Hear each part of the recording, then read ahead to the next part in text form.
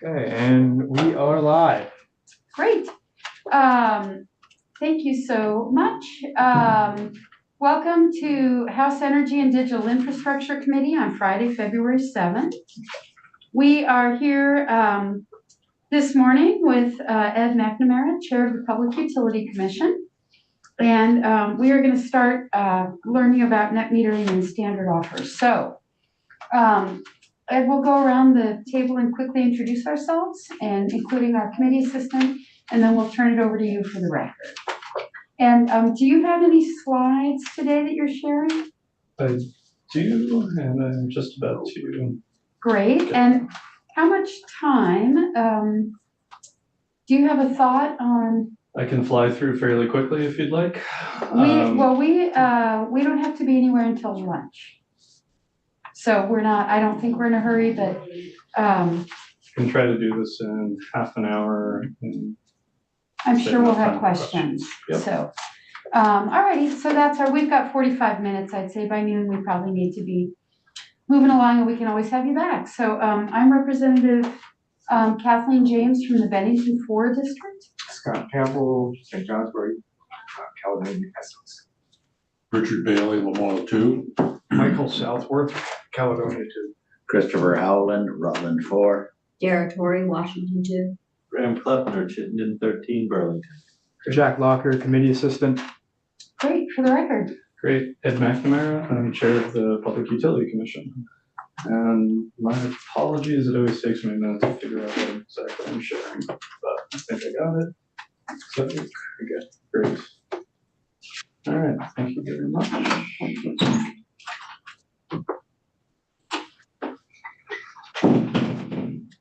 All right, so today I was asked to just provide a quick overview of standard offer net metering programs. I did notice that TJ Poor for Public Service Department had provided sort of an overview of all renewable programs and had talked a little bit about sort of mechanics and some of the statutory background for standard offer and for net metering already. So I'm going to spend a little bit of time on that and also spend some time on sort of how we're viewing some of these issues. Great, thank you. Great, thanks.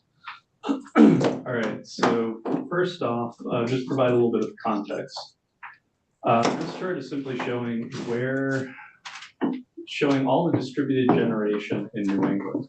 ISO New England tracks all the distributed generation, and by distributed generation, what we mean, or sorry, I should actually say distributed solar, which is the vast majority of the distributed generation in New England, especially in Vermont.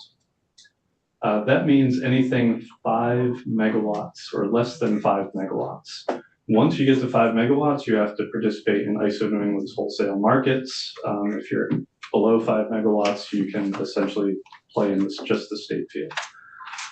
So what we're showing here is the bar second from, your right, shows Vermont. So what I'm doing here is showing as a percentage of our peak load. In other words, the highest peak that we actually have during the year. What's our load during the most stressed of the system, I guess is one way to think about it. I'm not doing this in absolute numbers because it just does not make any sense. Like Vermont is always going to have significantly less of everything than Massachusetts or obviously New York, California. Just we're a much smaller state, orders of magnitude smaller than Massachusetts. So Vermont's peak load is around 1,000, and I believe Massachusetts is around 12,000 megawatts. So when I'm showing things in the regional context, I do it with respect to recognizing our size. So almost half of our peak load can be met through distributed generation. And this is primarily during May, when especially solar operates at the highest level. And that's partly a function of temperature. When it gets really hot, solar just doesn't operate quite as well. It still operates very well, but sort of peak production tends to happen in May. So my point here is Vermont has more distributed solar than pretty much anybody in the region by far.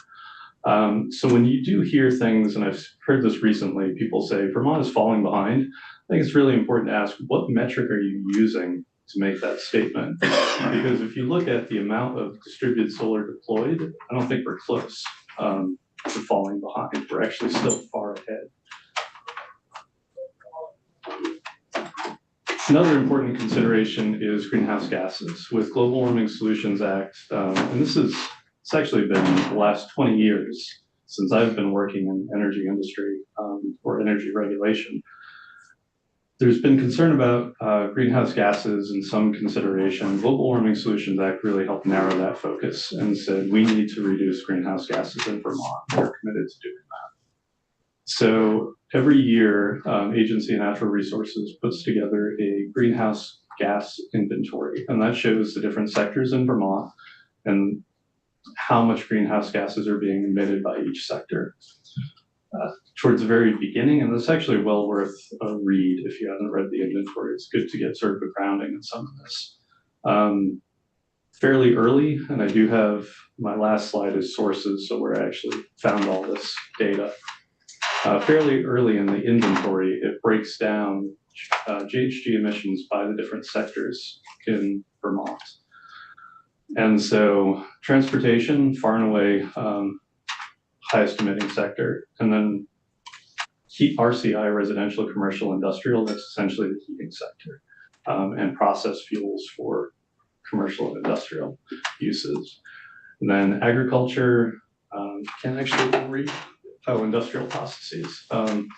So the electric sector is only 3% of GHG emissions, actually less than 3% of GHG emissions in Vermont.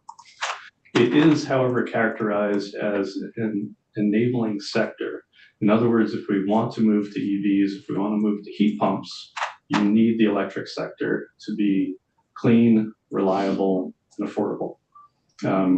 People need to be able to actually switch to heat pumps and still save money. They don't need to, but it's very preferable that if you're switching to heat pumps, you're actually saving money. And then electric vehicles are almost always going to be cost competitive or more cost effective than an internal combustion engine. It's only in the heating sector that you start getting marginal about what is actually more cost effective. So going from the electric sector, diving down into net metering standard offer programs. With 100% renewable energy standard, these programs are no longer climate mitigation programs. So in other words, you don't need these programs to mitigate GHG emissions, particularly because you've got tier 2 of the renewable energy standard that actually requires a certain portion, now 20% of the utility's load, be met by in-state generation. In-state renewable generation. So projects in the net metering and standard offer programs, what they're doing is actually displacing other renewable generation. And typically that other alternative renewable generation is more cost effective, certainly more so than net metering, and sometimes more so than standard offer program. So really, net metering and standard offer aren't about whether renewables get built, but how they get built and what the costs or what the prices that we're paying them. Just to throw out there, the primary method, especially in other states for renewables to get built, the state says to the utility, go out and procure a certain amount of renewable energy, basically just like the renewable energy standard. Utility then goes out, talks to a bunch of different developers, picks one and says, we'll pay you 8 cents a kilowatt hour. They sign a long-term PPA, power purchase agreement, long-term contract.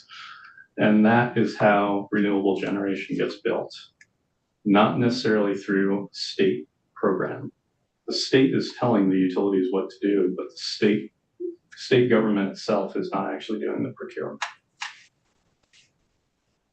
So standard offer program. Going to start off with some history. So 2009 is when the standard offer program was created. I was actually at the PUC, and this was probably one of my first major cases I worked on. 50 megawatt program cap. Yes. Can you just start with reminding folks what the standard offer program is? Yeah, sure. Yeah. So standard offer program is a centrally administered procurement process for renewable, small-scale renewable generation. Sometimes it goes by the name feed-in tariff. That's a lot of other states use that term, feed-in tariff. We use standard offer. Cannot remember why we came up with that term back then. But the idea is that the PUC actually goes out and contracts with individual developers, buys all the power. And I should say it's not the PUC, it's not like we're actually signing the contracts. We have a standard offer facilitator, a third party that was hired to actually do the contracting process, do the billing, check the metering, all that kind of stuff. But the PUC was responsible for setting up the program and essentially creating a draft contract for a contract that is used by every single developer. They have to sign this contract. And the contract essentially says, we will buy power from you at X cents per kilowatt hour. In return, you have to sell us all your power for 25 years for a solar project, 15 years for landfill gas, and 20 years for pretty much every other technology. So then what we're essentially doing, or what the standard offer facilitator does, takes all the power that comes in and then distributes it to all the distribution utilities. We have 17 distribution utilities in Vermont. So let's say somebody has a 2 megawatt solar project. They enter into a contract with us. In theory, at least, that 2 megawatts gets divided up among the different utilities. So the utilities get the renewable energy credits and the power, and they pay the costs of that contract. One quick caveat, early on, any utility that was 100% renewable already, and that's Burlington Electric, Swanton Electric, and Washington Electric Co-op, did not have to participate or did not have to take any power or pay any costs associated with standard offer. They're essentially carved out. Is that decent enough background? Yeah, that's good, thank you. Okay, great, thank you. So initially it was a 50 megawatt cap. That's the cap on the overall program. The individual cap, or the cap on individual project size, was 2.2 megawatts. Not quite a random number, because there was a wind developer in Vermont that was producing a 2.2 megawatt turbine. So it went from the somewhat arbitrary 2 megawatts to 2.2 megawatts, which is why we have that as a cap on individual projects. So in other words, any individual project cannot actually be greater than that. It has to be a number of smaller projects. Early on, the PUC also set prices. So we had to figure out what is the cost of actually building a solar project. So a bunch of government bureaucrats sat down and tried to figure out what does it cost to build a solar project. We did a terrible job, absolutely terrible. It was, the legislation first said 30 cents is the default back in 2009. And if we could come up with something better, we were able to. We only had 6 months, we couldn't come up with something better. Prices, eventually we started lowering the price, but it really was a bunch of folks in Montpelier trying to figure out what the cost of building and the right contract. Per kilowatt hour? I'm sorry? 30 cents? Per kilowatt hour. Yeah. Back in 2009. Yeah, so pretty high. So 50 megawatts was filled pretty much immediately. I think 200 megawatts of solar applied. We ended up doing a lottery system and just sort of picked a bunch at random and then gradually sort of filled it out over a couple of years. But it got filled up quickly. So in 2012, the legislature came back and said, we want to expand from 50 megawatts to 127.5 megawatts.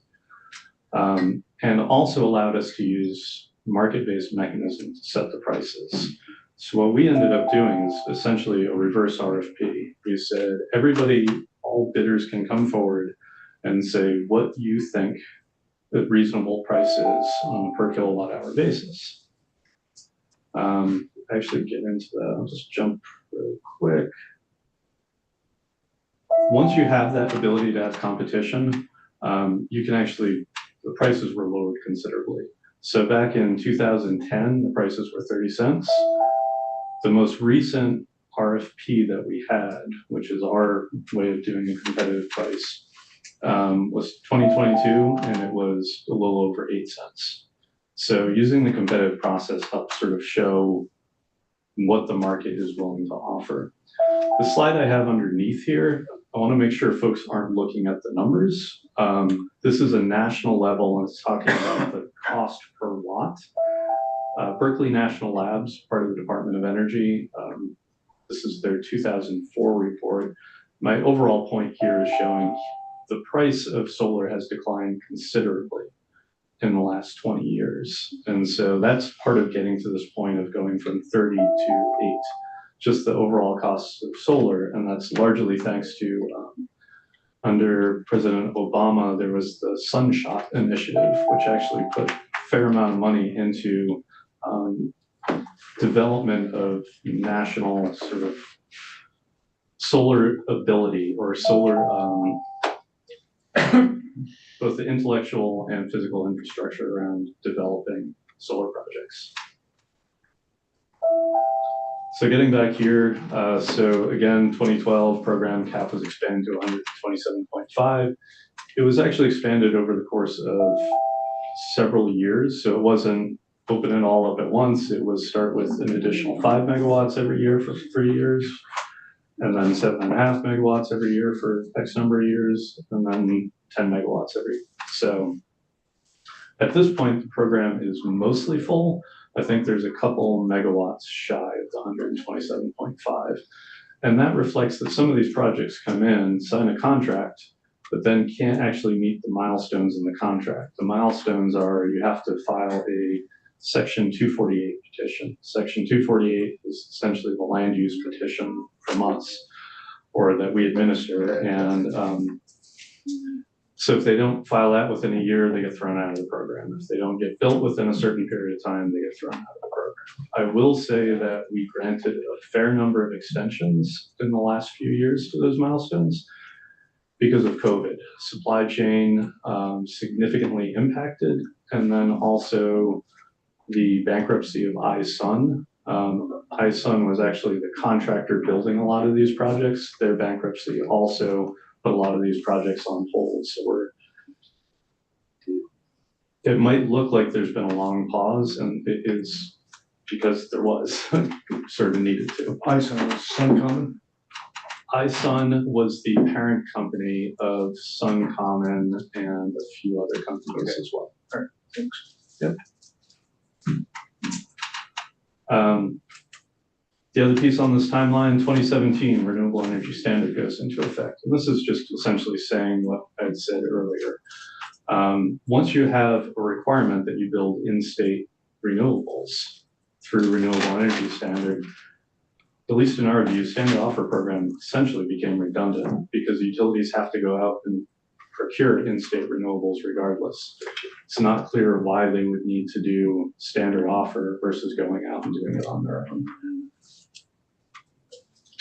One caveat to that, or one nuance, most of what's being built in Vermont is solar. Easier to build and generally less expensive than other resources. Standard offer in 2012, the legislation there said you need some technological diversity. Go out and actually procure these different types of technologies. So we looked at and said, okay, we'll reserve certain amounts of the available procurements every year for technological diversity. And we set price caps on the bids for these because there wasn't really any true competition here like we did with solar. So small wind, I think, small wind is under 150 kilowatts. So decent sized turbine, but not obviously like a Sheffield wind or something. Large wind is anything over 150 kilowatts, but smaller than 2.2. No large wind, I think, has been built under this program. I think one might have been contracted and then withdrew. Small wind is about 24 cents a kilowatt hour. Farm methane has this interesting spot because farm methane, for folks who go back a ways, there was the cow power program that Central Vermont Public Service had. That's been carried on. Essentially, you could buy renewable power from farms, agricultural methane. So essentially, take a bunch of manure, put it in the pit, let the methane release, capture the methane, and run a generator off of it. Yeah, Thank you. Do you know how many cow power or farm produced methane plants there are? I would say less than a dozen is my guess. It's been a while. Yeah, there's been, my understanding is that until the technology improves and becomes more efficient, you need a critical mass of cows, essentially. I was going to guess, but I'm not going to. It's somewhere between 1,000 and 2,000 cows was something that I remember from years ago. Technology consistently improves, so that memory from a couple of years ago may well be completely invalid. But that was back then sort of the size limitation. Farm methane is, I think it's between 14 and 16 cents kilowatt hour. Hydro is maybe 10 or 12. Biomass is around 10 or 12 cents per kilowatt hour. Landfill methane, I don't believe any has been contracted, and food waste is, I believe, roughly the same as agricultural methane. So this pie chart is essentially showing solar is about 95% of standard offer capacity. And that really is a couple of the farm methane and a couple, and basically 1 or 2 hydro units as well. Some of the small wind, some of the small food waste, but primarily solar is what was built under standard offer. Already went through this slide, the prices. So now I'm going to jump into what we spend most of our time on, especially in the last few years, when it comes to standard offer, and this is litigation. And by this, I'm not talking about litigation around individual projects within the standard offer program. I'm talking about litigation around the program itself and whether or not we are federally preempted. So I'll actually start and just say very clearly, we have consistently made the argument, and we have won every time, that we are not preempted under federal law. And specific federal law is Public Utility Regulatory Policy Act, PURPA. The Supreme Court about 10, 12 years ago looked at a couple of cases where state law was sort of bumping up against federal law in the electric sphere. And they used the phrase that's been out in other sectors as well, called cooperative federalism. Essentially, states and the feds can play an overlapping gray area as long as everyone plays nice. Just going to say that my personal view of the cooperation over the next several years is likely to be less so than in the past. So I'm a little bit worried about cooperative federalism when it comes to the feds, how much they want to cooperate on some of these issues. yeah, Brett Moore. I don't want to divert you, but I just want a little clarification on what you said about standard offer program related to the res. You said that this is basically made redundant. Yep. Did I hear you right? Yeah. Yeah. And so when the res was being crafted, did that issue come up and was it ignored, or why? Are you getting to that later? No, I'm actually going back a little bit, and my apologies that I wasn't as complete.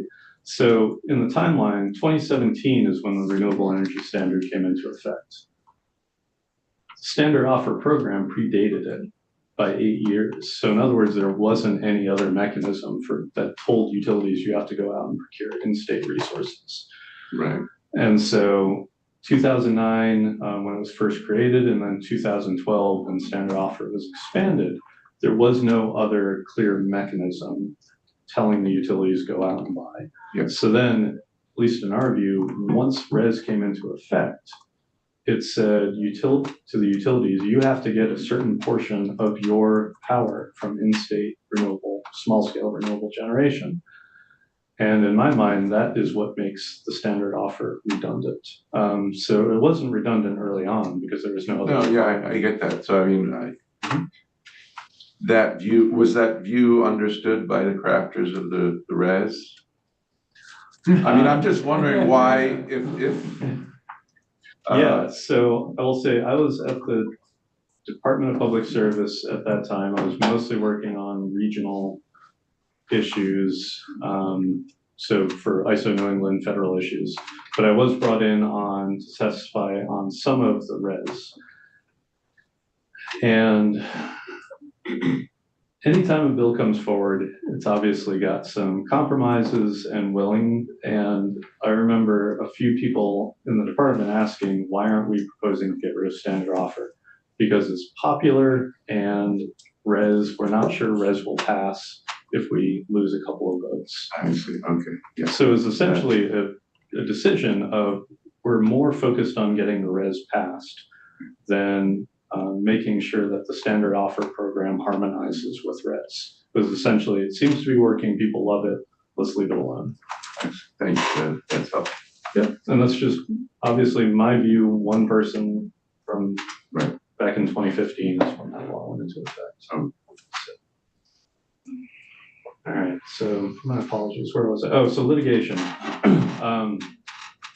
So again, our view is that standard offer program, as it currently exists and as federal law currently exists, including Federal Energy Regulatory Commission regulations, standard offer program is a lawful exercise of state authority. Yeah, Greg Parker. Who are these plaintiffs who have tied you up in litigation over this? Interestingly, they're renewable developers who believe that the program cap, and I'm going to provide a very high level, that there should not be a cap on the program overall, that it should be unlimited, that the prices should not be through a competitive process. There's a number of different arguments, and I don't want to dive too much into them, but generally it's actually been one renewable developer in particular who has litigated most of these. You know those types. So, What else said? yeah. And I will say standard offer is somewhat of a target because it's not typical. You know, I talked about cooperative federalism. Again, it is a lawful exercise of Vermont state law. And a lot of other states generally choose to do something similar to the res. They tell the utilities, go out and procure certain types of power. The utilities then contract for the power. And the utilities determine the price paid to the power. Having state governments procure the power and set the price is not typical. It's not illegal, but it's not typical. And so people notice it. I'll just say that. So there's been about 20 legal proceedings related to the program. Again, not individual projects, the program. And the PUC has litigated this we actually don't litigate at Vermont Supreme Court. We have our orders are essentially orders similar to the Superior Court. They go up to Supreme Court on appeal, and then the Supreme Court decides whether or not we're right. We have, however, litigated with the Attorney General's office at the Federal Energy Regulatory Commission, Vermont's Federal District Court, and most recently the Second Circuit Court of Appeals. So, and Department of Public Service is typically involved in this as well. And I will say, I'm just going to channel one staff member who is particularly irked, which is when programs like this come up and we raise caution flags and then they go forward, it's the advocates who push the program who then basically, in the words of the staffer, peace out and like, good luck with that. and then walk away and leave us to deal with the litigation. And so it's a little bit of a frustration that we say, here's some issues you should consider. Advocates say, no, full steam ahead. And then once implementation happens and once litigation happens, nowhere to be found. And so we're doing all the work on that. It's a little bit of just expressing staff had some, making it more polite, I'll say. So that's it for standard offer for me. Anybody have any questions before I move on to net metering? I think so. Great. Anybody have standard offer? All right. Net metering, a little bit of history here. So 1998, first authorized project at 15 dollars. Oh, yeah. Do a question on standard offer. Sorry. Since it's now 8 years into being redundant with the res, should we get rid of it? Our view, yes. Thank you.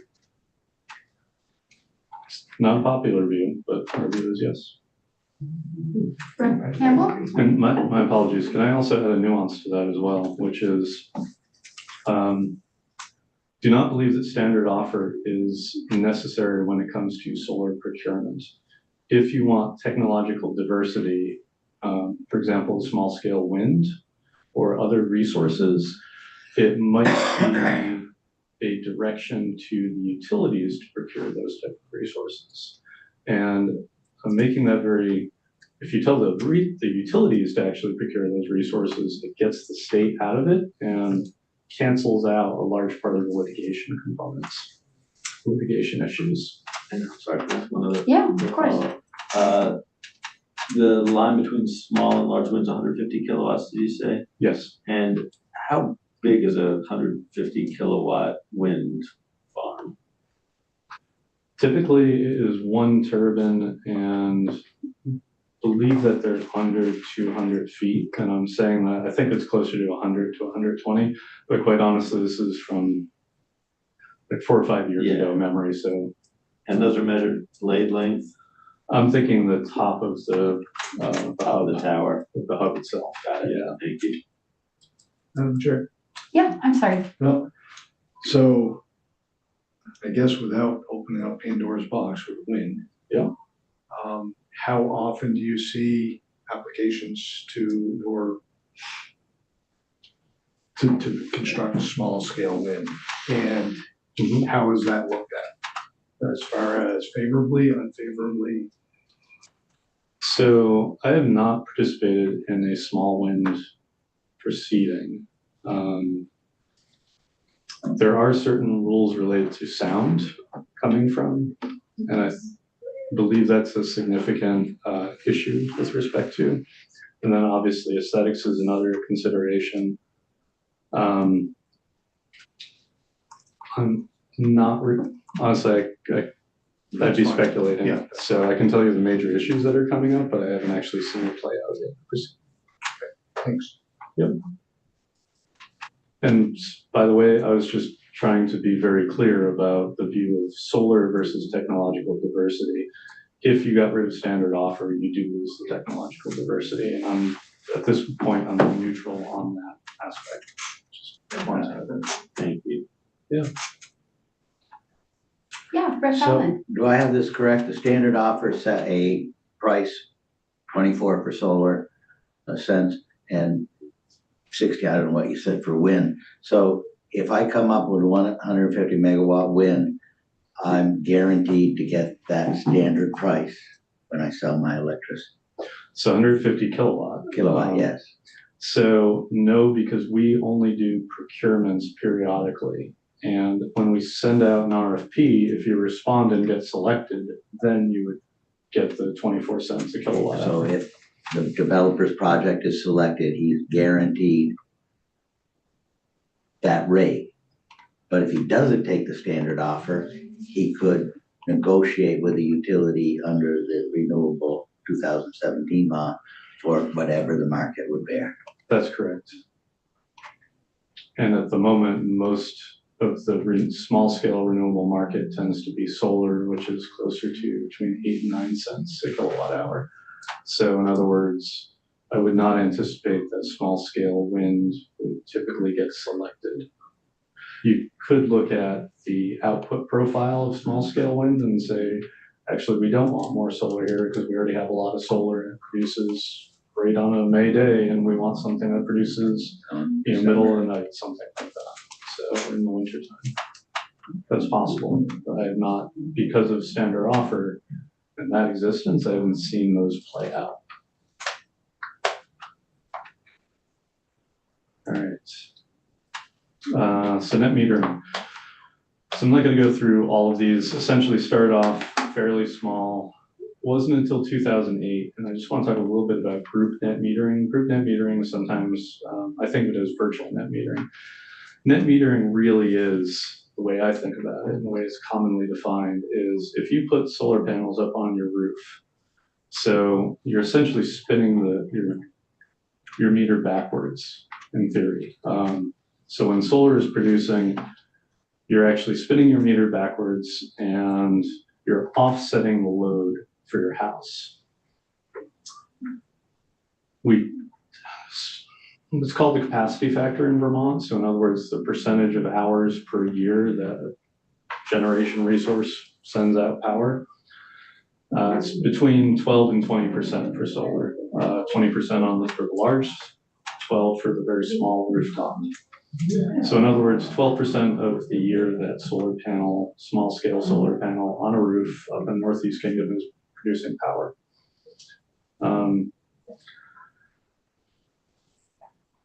People typically try to size the project so that they can offset their entire electric load. So because it's only producing 12% of the year, it means that they're producing a lot of power in April, May, through the summertime, and significantly less. So they're not offsetting all of their load each month in the wintertime, let's say, and then they're producing excess in the spring and the summer.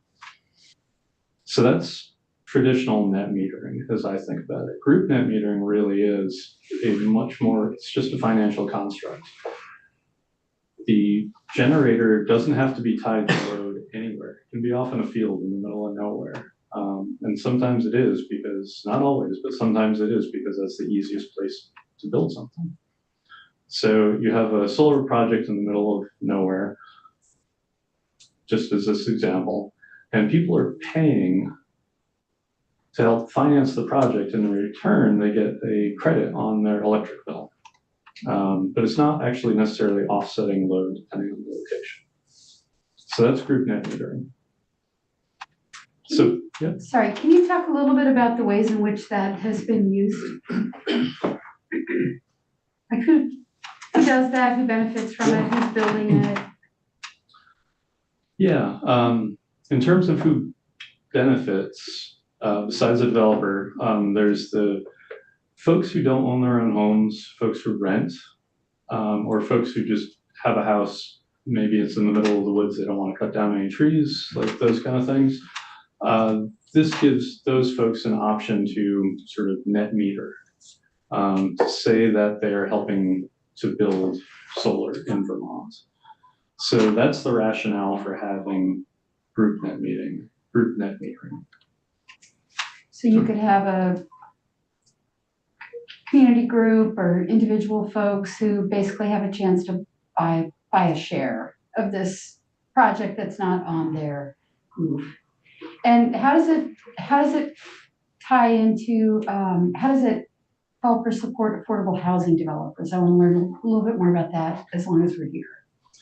Yeah, so that was the Act 179. Essentially, 2024 significantly limits the group net metering. It says you have to be next to load.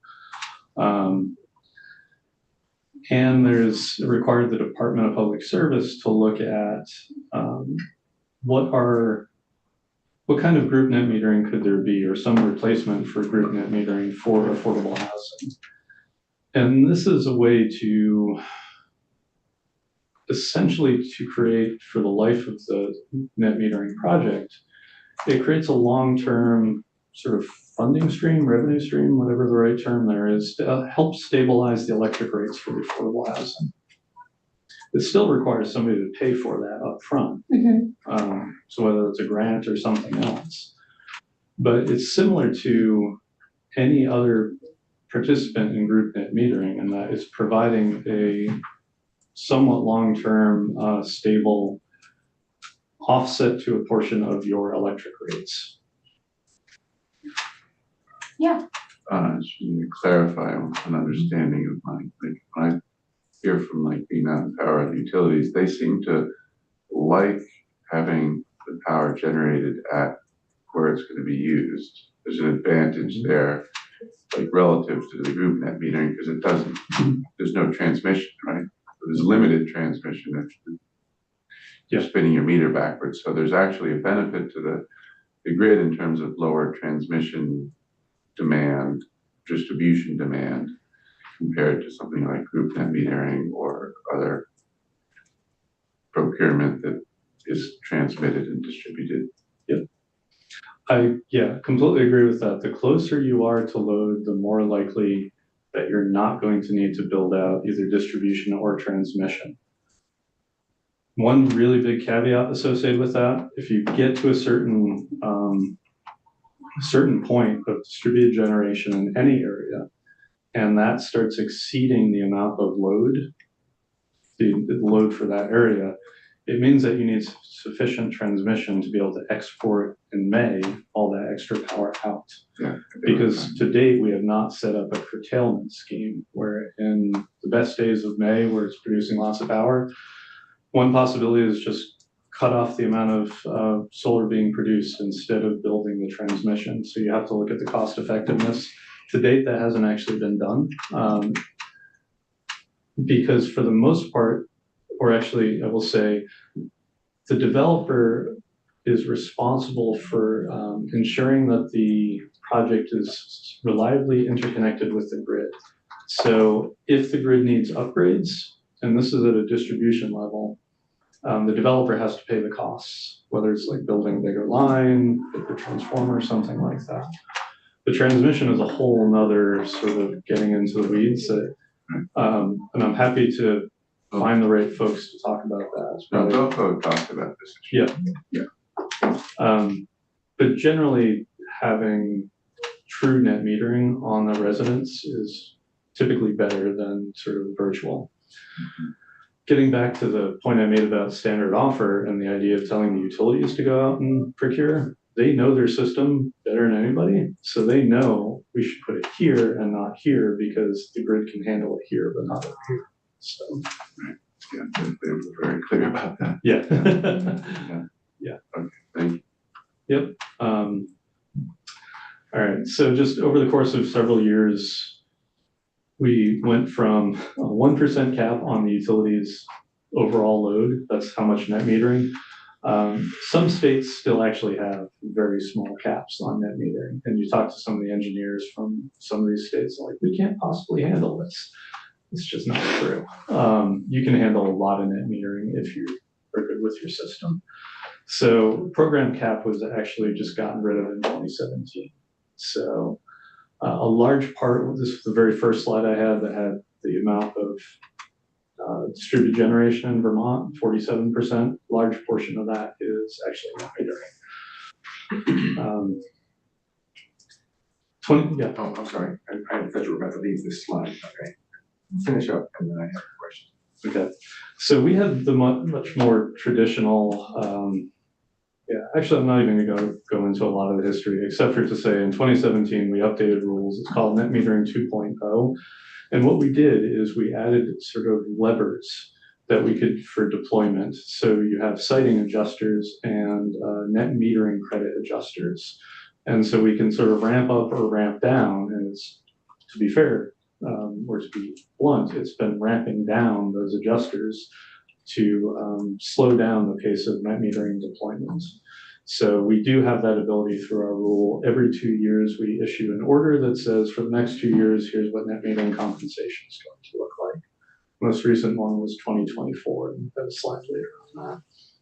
And then obviously Act 179 related to affordable housing and significantly limiting group net metering. It's an ongoing discussion. I know the Department of Public Service recently issued their report. We collectively at the PUC haven't decided like, where we land on that yet. So I'm not going to testify on that aspect. All right, so just going back to behind the meter solar and how that works sort of physically in terms of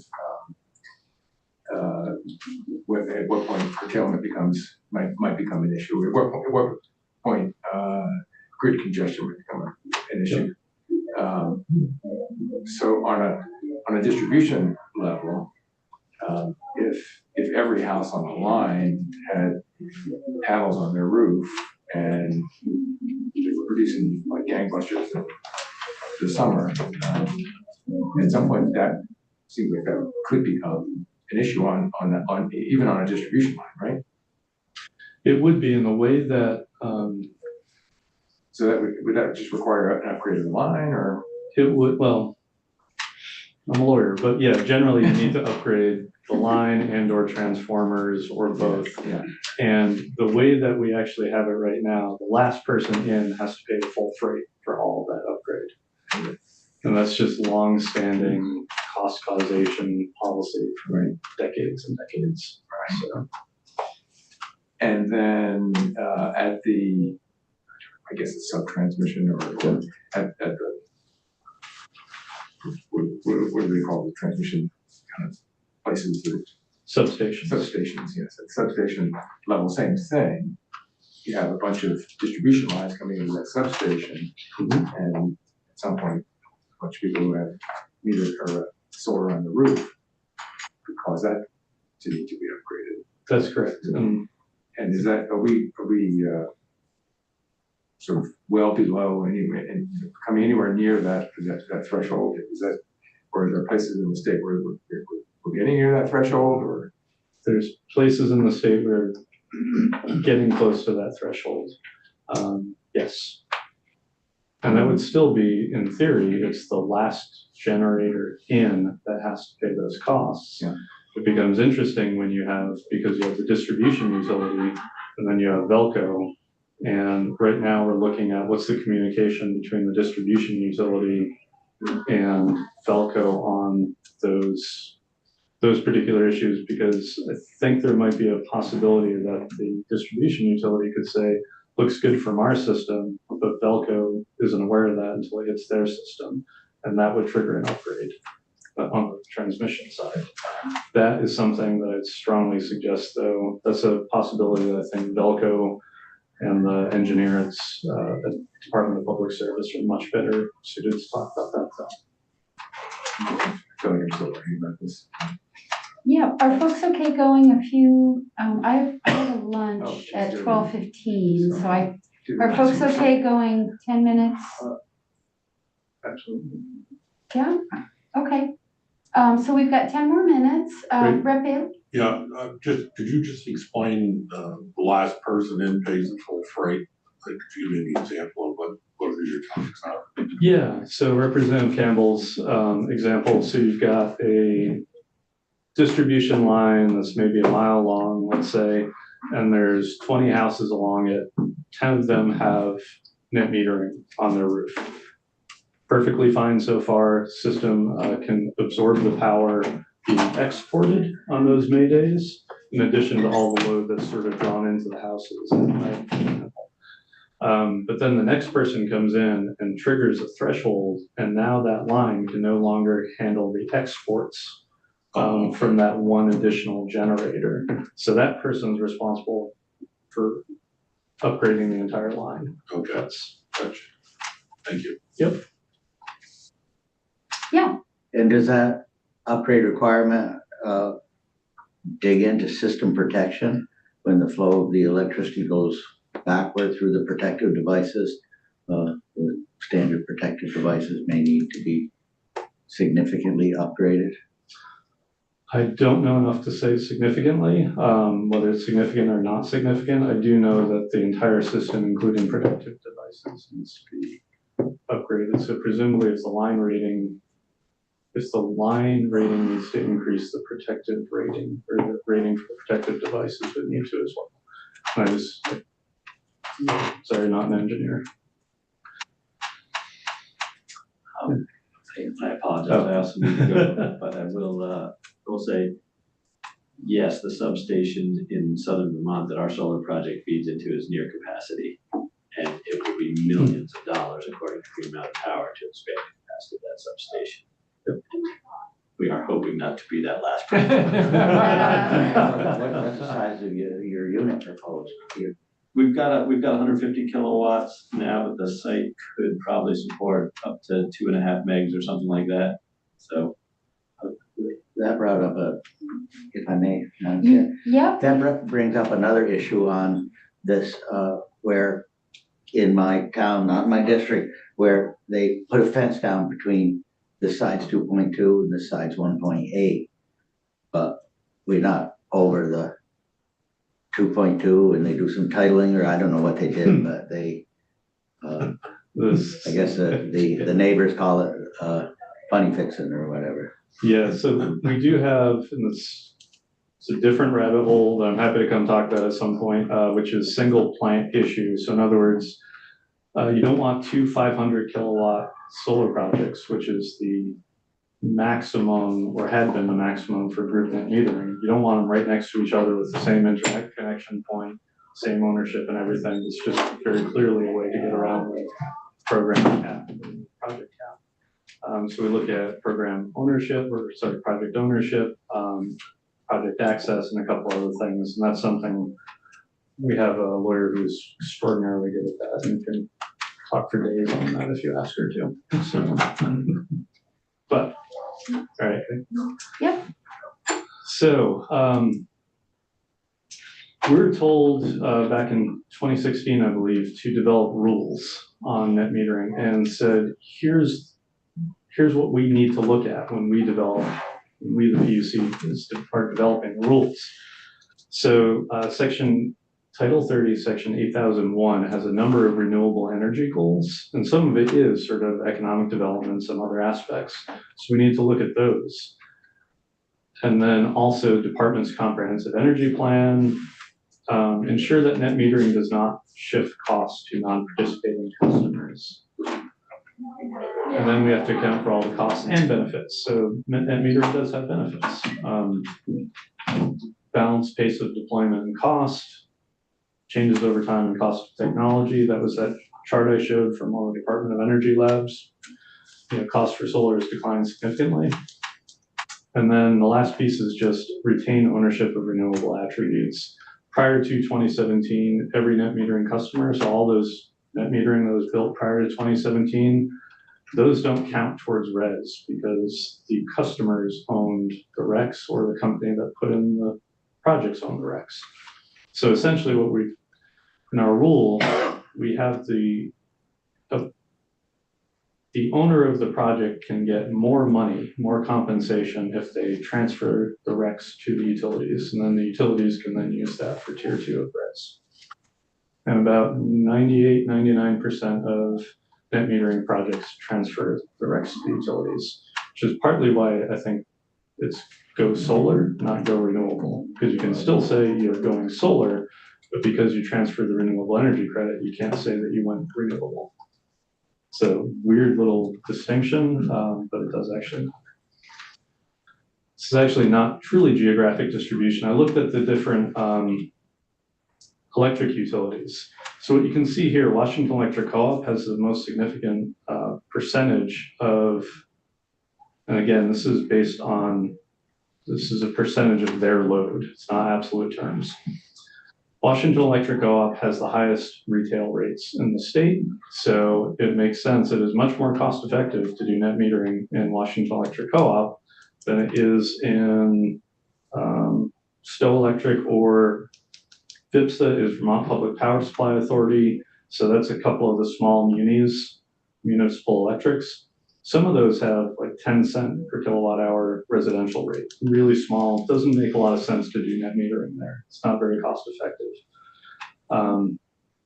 And then Green Mountain Power, relatively high rates. Burlington Electric is a little bit of an outlier in part because it's just hard to build distributed solar in in Burlington itself. So that's a large component of why they're one of the smaller utilities when it comes to distribution. So overall point on compensation for net metering, customers should be able to net meter. We firmly actually believe that. One of the arguments that I've heard in a lot of other states, you hear this, our utilities tend not to say this, but you hear this in a lot of other states, is it reduces the revenues to the utility and therefore increases the overall costs. That's, to me, net metering is no different than if you put in a more efficient refrigerator or something else, the customer choosing. So to me, that's not really part of the equation. To me, the questions are, what is the appropriate compensation when a net metering exports onto the grid? Not used on its own home, but they've oversized it. And so they're exporting a lot in May. So if a utility can go out and buy for 8 or 9 cents from a 4 megawatt project, should they be paying 14 cents for that excess generation from solar, which is effectively the same from an environmental, from electric perspective? And the other question is, in Vermont, the net metering customers, again, vast majority of this is solar, they may be netting their own usage during the day, but at night they're reliant on the electric grid. So what's appropriate for them to pay for the maintenance to ensure the reliability of the overall electric grid serving them every single night?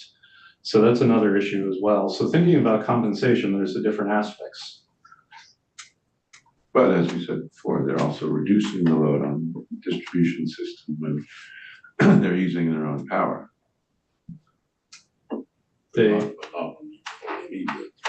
They are, and those values, it's interesting, when you look at, there's sort of a curve.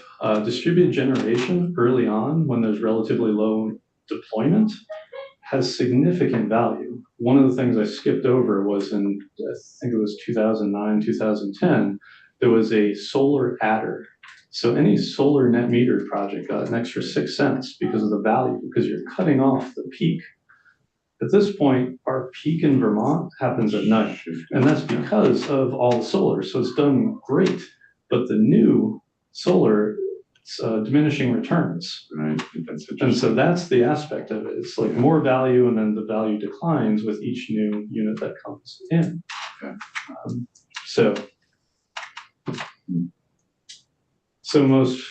Last slide. As I mentioned, every 2 years we issue an order saying, here's what the levers, here's the siting adjusters, net metering adjusters are going to be. I'm not going to get into the actual numbers here. The numbers are declining for net metering. We're pushing the compensation for net metering down and have been for several years. And the rationale is on the right, and apologies for the really worded. But this, in our view, largely is the focus on greenhouse gas emissions. If you, as an individual, want to reduce greenhouse gases, weatherize your house, put in heat pumps, do an EV. Because of the significant GHG emissions from those sectors, that's where the GHG savings are.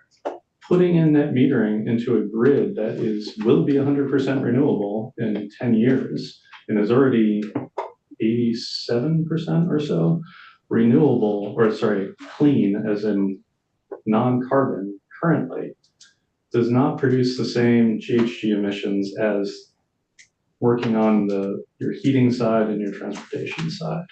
So that was some of the rationale for why we're pushing the net metering compensation down. Is the new rate for new projects or applied to retroactively to the projects that were built 5-10 years ago? Yeah, so it's for the new projects. These are the rates for the new projects, and it's for a period of 10 years. The old projects were just set at a certain level when they were built and stays at that level. I don't think so. No, after 10 years, they'll move on to a different or a more modern sort of scheme. And that's one that I'd want somebody in here to talk exactly about that. I have a curiosity about though, because I feel like my net metering rates have been dropping. They don't feel locked into me. When did you put in your system? That is a really good question. If it was more than 10 years ago, then they should be dropping. If it was less than 10 years ago, then we ought to have a conversation offline about that. Because you should be, for the first 10 years, projects were sort of grandfathered in, and we weren't going to change those. Yeah, so that gets at, we're talking now about the customer economics. Mhm. And the reason why somebody might want to put in net metering, even if they have heat pumps and EVs, drives and all that, is to stabilize their future costs. Yep. Right? So that still seems like a compelling reason for some people, especially people who are through retirement, looking at living on a fixed income, no more earnings from work. So I guess I'm just thinking that that's could be a big component of why people choose to put solar on their roofs. Absolutely. And the other aspect could be if somebody put small scale storage in their house, Right. that actually allows you to ride out a really long-term outage. Yes. Those aspects, however, are benefits to the individual, Right. not to society as a whole. And that's why we do not expressly value those. Yeah. Yeah. But with GMP, if you sign up for their batteries, they can suck load off your batteries during the peak, right? Yep. Yeah, so that is a system benefit. Yes, and the tariff for small scale batteries means that you're getting compensated for that benefit through that tariff. So not through net metering, but you're getting compensated a different way for that The benefit discounted price of the battery. battery. Yep, exactly. Yep, and then we need to, Yep, so can utilities put a moratorium on any future solar in their district? Seems like my utility has had a moratorium on more solar production. So utilities cannot unilaterally put a moratorium on your utility in particular. And this is a couple of years out of date. I've not looked at that in particular. Is more about the capability to install reliably. So it's more about the interconnection issue as opposed to any of the economics. That's my understanding of it. Yeah, I think you're right. Yep. So, Ed, thank you so much for being here. I'm sure you will be back. thank you. Yeah. So your final slide was resources, right? I Oh, didn't my apologies. cut Yes. you off. Okay. Yep, final slide simply showed where all the data came from and with links, so that way you can, if you want to nerd out, have fun. All right. So anybody has questions, please let me know. Always happy to talk this through. Thank you so Thank you. much. Thank you. We can go off live and we are back.